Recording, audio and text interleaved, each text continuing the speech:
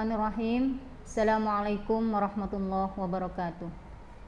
Alhamdulillahirabbil alamin wa bihi nasta'in wa ala umurid dunya waddin. Wassalatu wassalamu ala sayyidina wa maulana Muhammadin wa ala alihi wa sahbihi ajma'in, amma ba'du. Yang kami hormati Bapak Kepala Yayasan SD Islam Ar-Raudhatul Amin, yang kami hormati Bapak Kepala Sekolah beserta jajaran Ustadz dan Ustadzah sekalian, dan yang kami sayangi anak-anakku sekalian yang berbahagia. Pada kajian kitab Mabadiul Fiqih siang hari ini, Ustadzah akan menjelaskan tentang sholatul janazah. Ya, sudah sampai pada sholat janazah. Sholatul janazah yaitu mensolati mayit. Ya. Sholat janazah itu hukumnya adalah fardu kifayah. Fardu kifayah yaitu perkara yang wajib dikerjakan oleh semua orang mukallaf. Perkara yang wajib dikerjakan oleh semua orang mukallaf, yaitu yang sudah baligh dan berakal. Ya. Dan apabila ada salah satu dari mereka itu sudah mengerjakannya, maka gugurlah kewajiban muslim yang lainnya. Itu adalah hukumnya dari sholat jenazah. Gitu. Nah, mayit orang yang meninggal ini mempunyai hak yang harus dipenuhi oleh orang-orang yang masih hidup, orang-orang muslim yang masih hidup. Apa saja itu hak-hak mayit yang harus dipenuhi? Yaitu dimandikan, dikafani, disolati, dan juga dimakamkan. Ya. Nah, keempat-empatnya ini hukumnya adalah fardu kifayah.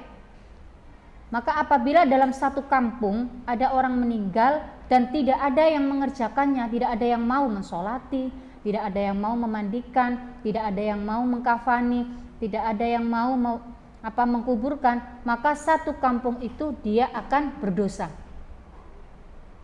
Nah, sebaliknya, jika ada satu atau dua orang yang mengerjakannya, ya, merawat mayit tersebut, maka gugurlah kewajiban muslim yang satu kampung itu. Nah, yang pertama adalah memandikan mayit. Memandikan mayit, tata caranya adalah yang pertama yaitu mayit disiram, ya, dengan menggunakan air, menggunakan dengan daun bidara. Kalau zaman dulu masih belum ada sabun, maka menggunakan daun bidara. Kalau zaman sekarang sudah ada sabun, ya, bisa menggunakan daun bidara beserta dengan sabun. Kemudian siraman yang kedua dengan air yang bersih. Nah, dengan air yang bersih ini maka dimulai dengan niat. Ketika dimulai dengan niat, maka harus menggunakan air yang benar-benar bersih, tidak ada campuran pewangi, tidak ada campuran bunga atau apapun. Yang niat siapa? Tentunya yang niat adalah orang yang hidup, nggak mungkin mayitnya yang niat, ya. Jadi nawaitul ghusla ala hadal mayyit fardu kifayah, gitu niatnya. Kemudian dimandikan, ya. Setelah dimandikan, tentunya dibersihkan, semua kotor-kotorannya juga dikeluarkan. Nah, setelah disiram dengan air yang kedua, yang terakhir itu siramannya adalah dengan menggunakan wangi-wangian, yaitu dikasih bunga-bunga mawar, gitu. Itu tadi adalah tata caranya memandikan mayit. Setelah dimandikan itu juga ada ada kesunatannya, ya, yaitu mayit itu dikasih kain. Jadi tidak langsung telanjang gitu, enggak. Jadi kita menghargai, menghormati muruahnya mayit. Jadi tetap dikasih kain. Kalau yang dibasuh itu yang bawah, yang atas tetap tertutup. Kalau yang dibasuh itu yang atas, yang bawah tetap tertutup. Itu adalah sunnahnya, ya. Kemudian memandikan mayit itu juga di tempat yang tertutup, bukan di lapangan terus dibuat umum tontonan, tidak, tapi ada biliknya, ya. Jadi selama ini kan ada kayak kain penutupnya.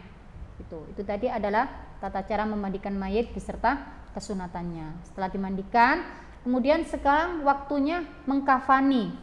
Nah, mengkafani itu bagi laki-laki adalah dengan 3 lapis kain kafan, ya, dengan 3 lembar kain kafan. Disunahkan dengan menggunakan 3 lembar kain kafan. Kalau bagi perempuan dengan menggunakan baju kurung, kemudian dengan apa ini, kalau zaman dulu itu kan pakai sewek ya, kalau zaman sekarang lebih ringkes pakai jubah juga nggak apa-apa. Kemudian baru dengan 2 lapis kain gitu. Itu tadi mengkafani mayit. Setelah itu waktunya disolati. Lah disolati ini ada fardu-fardunya anak-anak. Fardu-fardunya sholat mayit itu bagaimana? Jadi mengerjakan sholat jenazah itu tidak sama dengan mengerjakan sholat 5 waktu pada umumnya. Jadi mengerjakan sholat jenazah itu tidak pakai ruku, tidak pakai sujud, ya. Jadi hanya takbir 4 kali. Jadi tata caranya yang pertama adalah berdiri ya, kemudian melafalkan niat. Niat itu dilafalkan, hukumnya sunnah, tapi mengucapkannya adalah di dalam hati bersamaan dengan takbir. Jadi niat dulu, usolli ala hadzal mayyit jika mayitnya laki-laki. Jika mayitnya perempuan, usolli ala hadhil maitati. Fardu kifayah makmuman lillahi ta'ala. Jika dia menjadi makmum, jika dia menjadi imam, tinggal mengganti lafaz makmuman dengan imaman. Habis itu Allahu Akbar, takbir yang pertama. Setelah takbir yang pertama membaca surat Al-Fatihah. A'udzu billahi minasyaitonir rajim. Bismillahirrahmanirrahim. Alhamdulillahi rabbil alamin. Ar-Rahmanir-Rahim, Maliki yaumiddin. Iyyaka na'budu wa iyyaka nasta'in.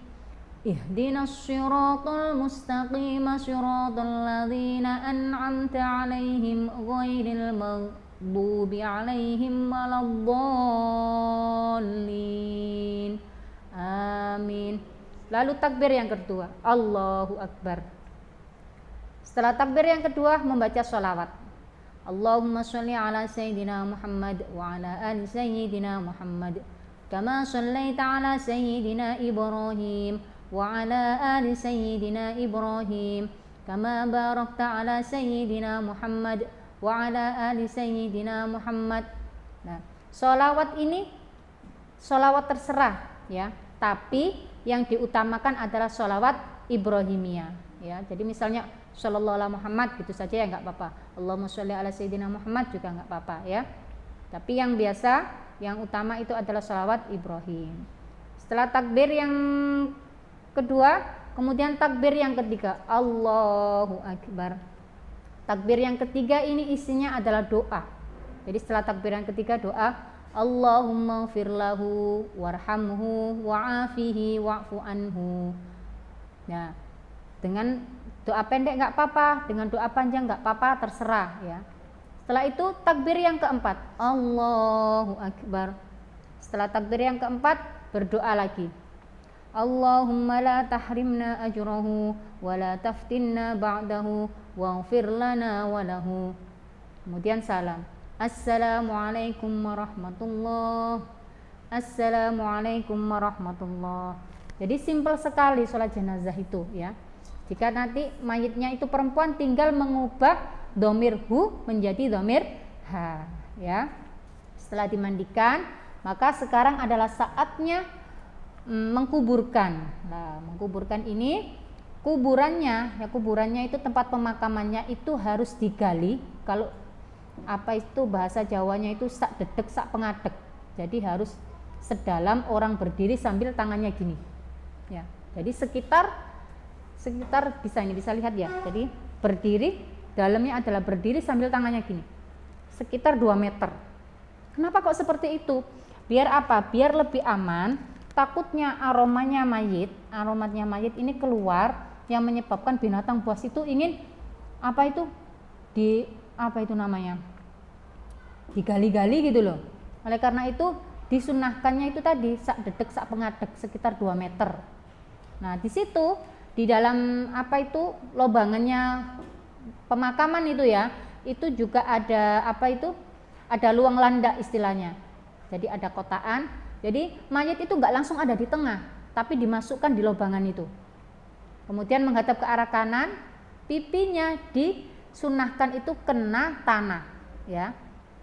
Makanya itu biasanya itu ada bunderan-bunderan di dalam kubur itu, orang-orang itu sudah bikin bunderan-bunderan dari tanah. terus ditempelkan di pipi. Tujuannya apa? Untuk mempercepat proses apa itu menyatu antara manusia dengan tanah. Nah, setelah dimasukkan ke luang landak itu ya, itu dikasih kayunya agak miring-miring gini. Tujuannya apa? Biar ketika ditutup dengan tanah, ditimbun dengan tanah, ini tidak langsung terkena mayit. Karena apa? Mayit itu ketika sudah meninggal, pertama kali pisahnya roh dengan kulit, itu kulitnya terasa sakit sekali. Makanya kalau memandikan harus halus, handuknya juga pakai handuk yang halus. Soalnya kesenggol gini itu sakit, apalagi kalau sampai ketimbunan tanah. Oleh karena itu disunahkan di dalam kuburannya itu ada luang landak. Jadi kayak kotaan, terus mayitnya dimasukkan ke dalam sedikit gitu loh. Baru ditutupi sama kayu. Itu tadi adalah terus dimiringkan ke arah kanan, dihadapkan kiblat. Setelah itu baru ditalkin. Talkin itu istilahnya mengingatkan kembali. Jadi biasanya yang nalkin itu ustadz. Nanti kalau ada yang tanya, kalau nanti ditanya sama malaikat, man robbuka, jawabnya seperti inilah. Itu niatnya adalah mengingatkan kembali kepada mayit, gitu. Tadi yang nalkin itu biasanya ustadz gitu, ya. Jadi setelah ditutup, kemudian jangan langsung beranjak pergi, karena ketika 3 langkah seseorang pengantar jenazah itu pergi, malaikat akan datang. Nah, bagaimana rasanya mayit itu? Makanya itu kalau setelah ditimbun, setelah diratakan, itu biasanya orang itu duduk dulu sambil baca Yasin. Niatnya itu ya menemani gitu loh. Mayitnya itu kan juga ya nggak mau langsung ditinggal. Kalau selagi masih ada orang di situ, malaikat belum datang. Tapi kalau sudah pulang semuanya, baru malaikat datang dan menanyai di alam kubur. Itu tadi ada proses merawat mayit mulai dari memandikan, mengkafani, mensolati, kemudian mengkuburkan. Nah, bagaimana kalau mensolati atau merawat mayit tapi yang meninggal ketika syahid membela agama Allah, yaitu berperang melawan musuh-musuh Allah.